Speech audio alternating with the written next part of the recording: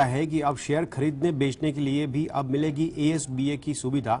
आखिर क्या होती है ये सुविधा, आइए जानते हैं इस रिपोर्ट में।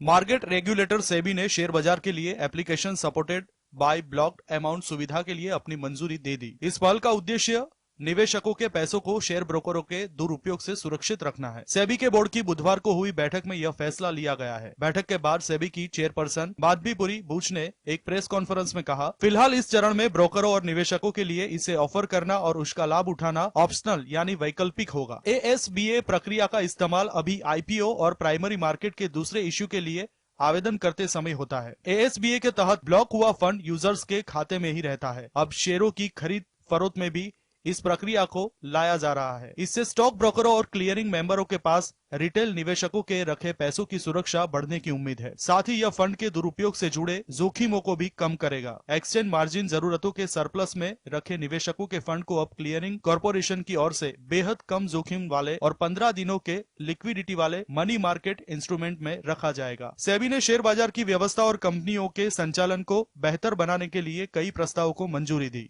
इसमें लोगों के सूचीबद्ध कंपनियों के बोर्ड ऑफ डायरेक्टर्स में आजीवन सदस्य बने रहने के चलन को समाप्त करना और शेयर ब्रोकरों की धोखाधड़ी पर लगाम लगाने को लेकर नियम शामिल है।